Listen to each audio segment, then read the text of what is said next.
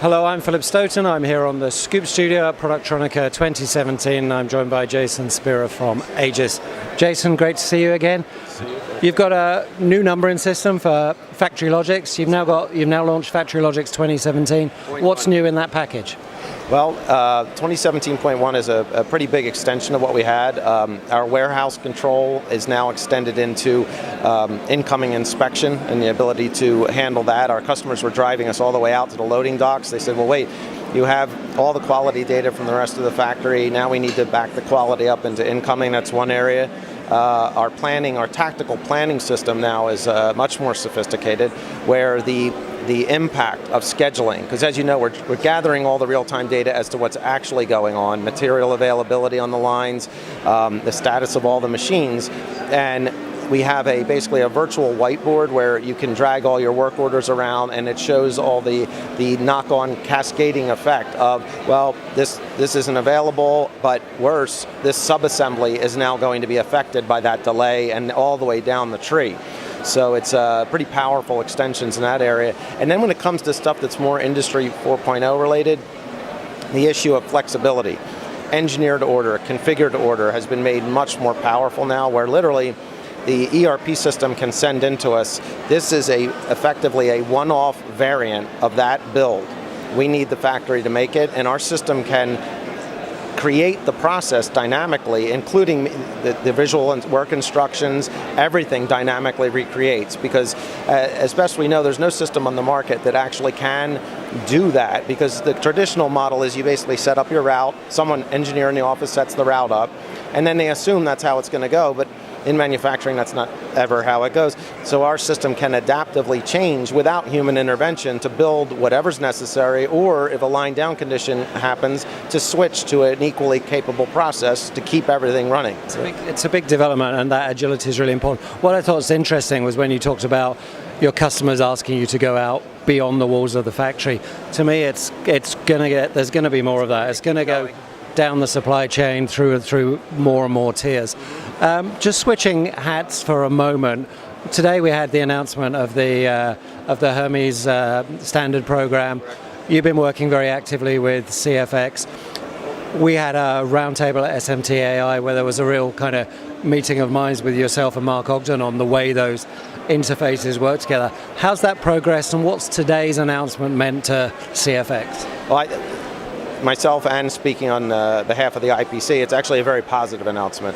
You might have remembered in the interview in Chicago, the position of ASM, that's one of the elements of the Hermes project. They looked at it as it's a natural abstraction, where you have the industry has this very real need to have something that passes the board ID down the line, basically in a way next generation digital SMEMA. That's a very real need. It needs to be simple, easy, product of consensus, and they've really done a good job with that. None of that collides or overlaps with what CFX is doing. Yes, there's some features that CFX might be able to reproduce, but the issue is that both parties look at it as, well, wait, these should complement each other. And now that's going to another level, so we're very excited about it. I think they've done great work. They've had a big group of people involved in it.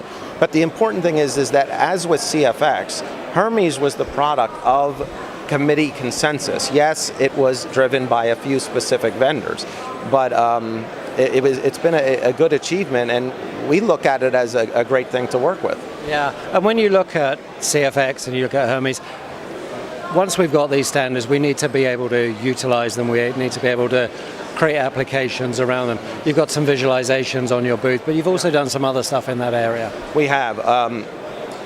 We're only one of 80 plus people in the CFX group, but we are a software firm. And we also have more machine vendor partners than anyone in the industry. So this goes back 20 years with us. We know, I think to a degree, what concerns the machine vendors, and they have a lot of engineering load on them. And anything that makes it easier for them to adopt a new standard is a good thing to expedite its widespread use.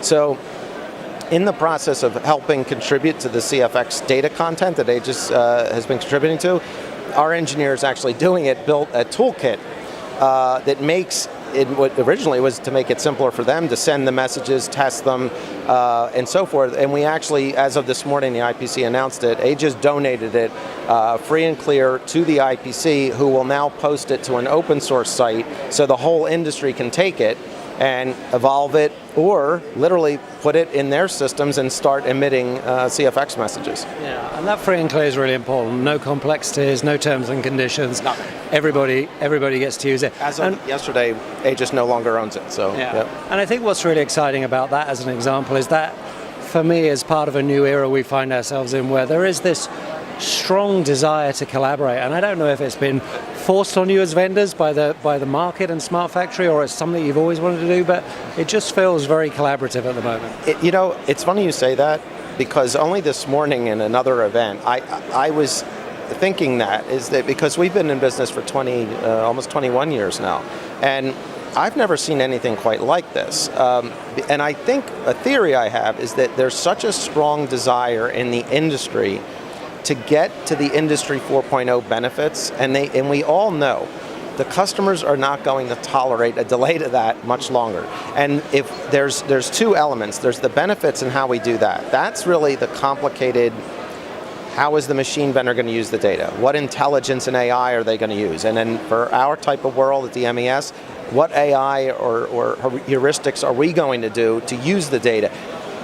To the market, the boring part is the data exchange, but the pity is it has to be solved. We have to standardize the data through the factory if we have any hope of getting to the upper level.